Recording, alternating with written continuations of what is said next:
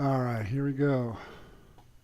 I I'm using McKibbin again, and I really hope that nobody gets upset at me that I'm using these videos because there's a lot of end-line views which are really useful for studying defense, and these guys are really good, and they're exhibiting pretty standard or I think up-to-date volleyball techniques. So it's just hitting all of my check marks. These guys are good players. They're doing what the standard world is doing. It's a great view, excellent quality videos. They're well edited, and they show a lot of action. So it's really useful for me, and that's why I'm using them. I'm not trying to pick on anybody. Excuse me. And so here we're gonna start checking these out and see what we have. So here we go. Let's take a look at some defense right here. And one of the things I've learned is 1, 2, 3, 4, 5. After 5 frames, that's the first moment a human being can actually recognize the vector of a volleyball. So any movement prior to 5 frames after offensive contact, any movement prior to that is reading. So this athlete is reading, and he's reading a cut shot. And he hasn't seen it, or he is not capable of seeing where the ball is actually going to go. He's suspecting at this point. So where is it going to go? And he's wrong. But I want to point out, let's back this up a little bit. When the athlete reads, you're paying a price here. All right, we'll play a little bit. Okay. Let's turn down the volume. Sorry about that. So 1, 2, 3, 4, 5, and he's made a commitment to go here. That's okay. He's got the angle. He's an angle digger. He's taking the angle. But I'm really going to encourage people to just hold tight, grab a spot, any spot. It almost really doesn't matter. Just stand somewhere, because the moment you start moving, you really lose your range of on your defense. You're limiting your range by moving at the moment of offensive impact. So let's see what really happens here. 1, 2, 3, 4, 5, 6, 7, 8, 9, 10, 11, 12, 13, 14, 15, 16, 18, 19, 20, 21, 22. So that ball took a second from after the offensive contact should have been recognized until it hit the ground. So he had a full second to react to it, and he's nowhere close. That's because he had made a commitment to read to the right and gave up any opportunity to pick up that dig. Now, I'm not saying he could have got it, but I am saying he had a second to travel 10 feet, and I think that's possible. But not if you're playing defense this way, not if you're going to read like that. And we'll see. We'll watch the whole rally this time. I hope. Sorry about that, everybody. Let's check it. Okay, here we go. We'll start talking about some passing too. So he goes to his right. He had a whole second, but he squandered that time. Okay, 1, 2. I'm guessing that's 2 or 3, maybe 4, 5. So now the receivers have a chance to react to the ball. And what do they do with their time? Here's their ready position. So we have one heel off the ground and one heel buried in the ground. This foot is mostly off the ground. We can't really see what's going on here because there's so much movement. But this is their ready position. This is the first moment they can see what to do. And I don't like their ready position. I think it's really common in the volleyball world with a split step or a read or something. And the moment they start doing this, they're really jeopardizing their ability to react. So 1, 2, 3, 4, 5, 6, 7, 8, 9, 10, 11, 12. Oh, that serves out. Fortunately for them, because I don't think they were going to get it.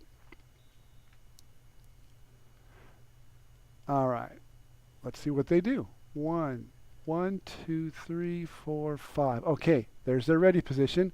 Lots of movement here, lots of movement here. I don't think a real good ready position, but this is what they've chosen to use. And what are they going to do with their 1, 2, 3, 4, See, this athlete is going to be the reserve receiver. His feet are still where they started. He hasn't moved his feet at all. And what's he going to do with his time? 1, 10, 11, 12, 13, 14, 15. So he had 2/3 of a second. That foot is exactly where it started 2/3 of a second ago. This foot has essentially lagged behind the movement. So he's moving his core. He moved his core somewhat, but didn't move his feet. And I don't think this is a really good way to move. You don't have a lot of time. You got 2/3 of a second to move. And in that 2/3 of a second, I'm going to suggest that you want to move your feet, which will drive your core, which will give you a chance to get in a better body position to pass this ball. That's not a real good body position to pass. And, you know, he's got a chance to have a good pass. We'll see what happens. Really nice pass. I don't think that's a great way to do it, but it sure turned out well. Let's see what the defender does. All right, this defender is on the move at moment of impact. So when you do that, when you're moving like that, it's easier for the attacker to see you. When you move, you're playing right into our eyesight. We don't see, as human beings, stills and images and silhouettes, but we do notice movement. So when you move, it makes it easier to see, and then you're giving away your location as a defender. So it's a really bad idea to be moving at the moment of impact, because not only does it compromise your ability to play defense, limiting your range, it also displays where you're at, giving the attacker a chance to see you. So let's see what happens. Well, that's a driven ball. He's not going to dig it anyway. Nonetheless, I don't really think it's a good idea to be moving all over the court like that. Okay. And I really do like those end-line views. They're really effective to seeing what's happening on the court. All right. Give me a moment here. Let's see what's happening next. I'm a little bit, let's back it up. Sorry about that. All right. 1, 2. 1, 2, 3, 4, 5. There's 5 frames. Now the passers can see what to do. They have a chance to move and react. What are they going to do with their time? They got 1, 2, 3, 4, 5, 6, 7, 8, 9, 10. This passer has not moved his feet at all. And he's got roughly 12 to 14 frames. That's more than half a second, or at least half a second. And he hasn't done anything with it. And he's just going to get handcuffed. See, so he had a half a second to do something with his body to move in a better body position, and he squandered it. That's because of the split step and bad feet. That's how we teach this game. I don't understand why we do that, but anyway. So he got himself into trouble with a really high and tight pass. We'll see what happens, but that's obviously not ideal. It's not an ideal way to run an offense. Got away with it that time.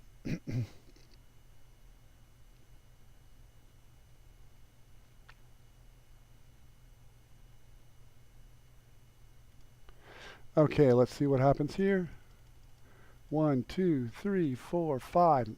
These athletes are in the middle of their split step. And here's their ready position, and they're going to start reacting. 2, 3, 4, 5, 6, 7, 8, 9, 10. So this athlete looks like he's going to receive the serve, and he's actually taken some steps. So that's a good thing. And that's probably because it's a short pass. So he split step forward as momentum and carried him forward, so he's able to move forward and take advantage of the time. 11, 12. Looks like he's got about a half a second there to do something. And he's doing something really good. That looks like a pretty good body position. I'm liking the chances for a good pass here. Let's see. Yeah, nice pass.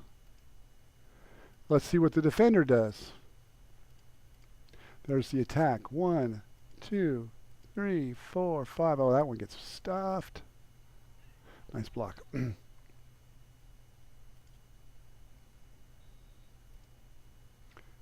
Unfortunate on such a nice pass. 1, 2, 3, 4, 5. What will the defenders do with their time? Let's watch their feet. I'll count the frames. Here's the first moment they can see it.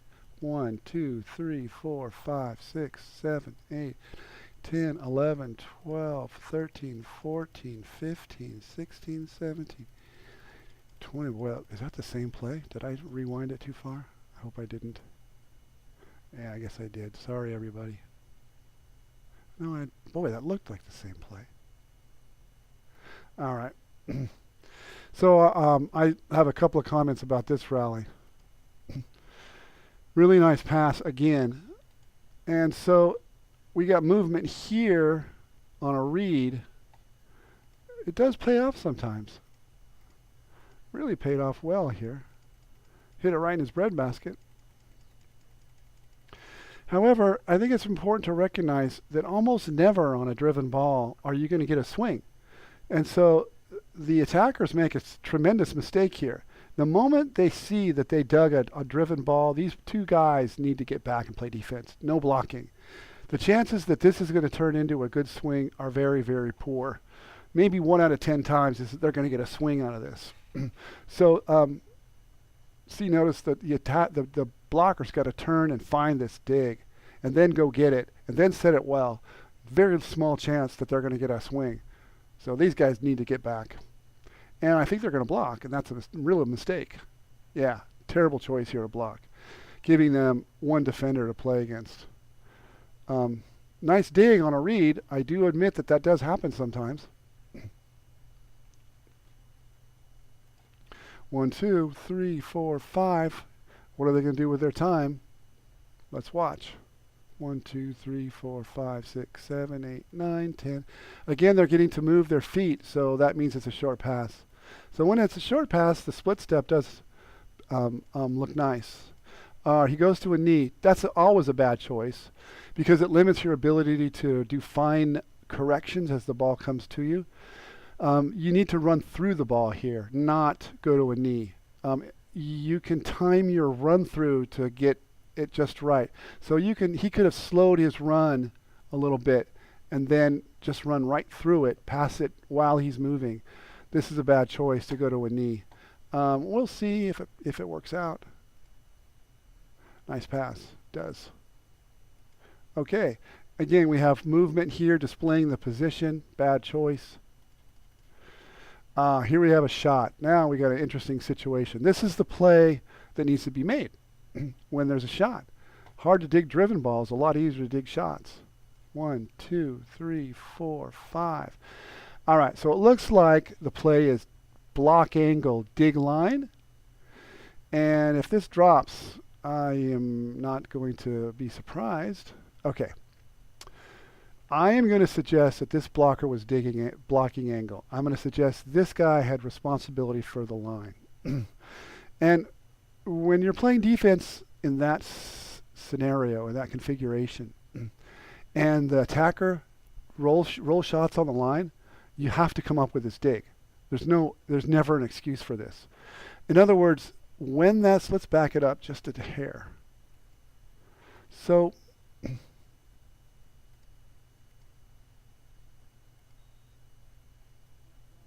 sorry, I'm trying to back it up a little bit. It's not cooperating. I don't know why. Darn. Weird. Well, I guess we'll just let that go. But the point I'm trying to make is when you're attacking, you have 4 choices, roughly speaking. The choices are hard line, hard angle, over the top, or cutty. And that's assuming that there's a line block. But the bigger point is when you're digging, you can't really stop anything except the cut shot. Like if you're digging angle and he hits a cut shot, you can get that. If he hits hard angle, it's hard to dig that.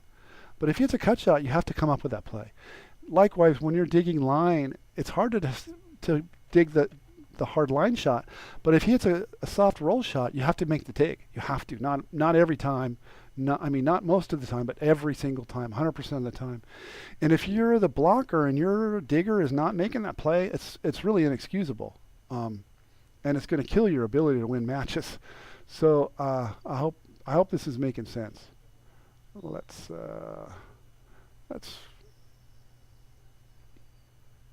suddenly things aren't cooperating here. All right.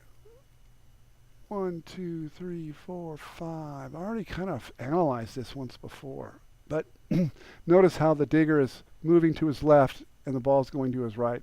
So he's reading this poorly. And that makes it hard.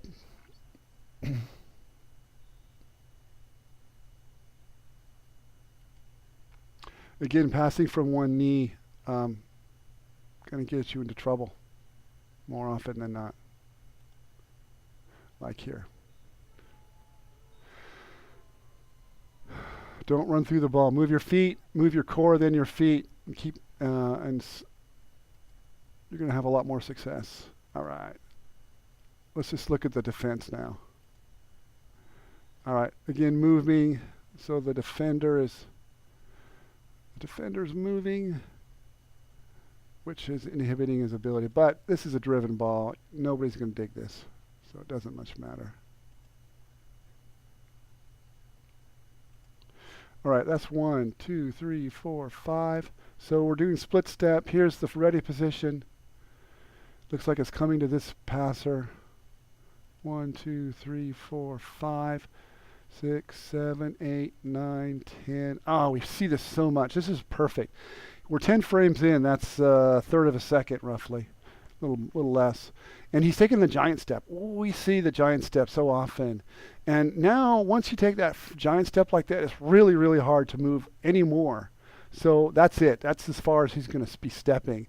And if you don't accurately take that first step perfectly towards where the ball's going, you're in trouble. And often that first step, giant step like this, is too short. So if this ball is going to be deep, he's in real trouble now. Or likewise, if it's extra short. So he has to have judged it perfect from the first step because he can't retarget now. He's stuck with this, with his first initial read. And if it's not perfect, he's going to be in rough trouble. Let's see. Oh my gosh. He did take another little second step. Man, what a great athlete. Anyway, it turned into a tough pass. I don't know what happened on there. I guess he just didn't see it coming over like that. That's a nice, smart play. All right, 1, 2, 3, 4, 5, 6, 7, 8, 9, 10, 11, 12, 13, 14, 15, 16, 17. Okay, so he had half a second. Well, you know, trouble, little trouble. All right, movement here. Giving away his position. Looks like they're going to block angle, dig line. A little bit of a change up here. 1, 2, 3, 4, 5. Oh, so it's going to get blocked. Okay, nice. Out of bounds. Oh, I wish I could rewind this. Dang. Why can't I rewind it?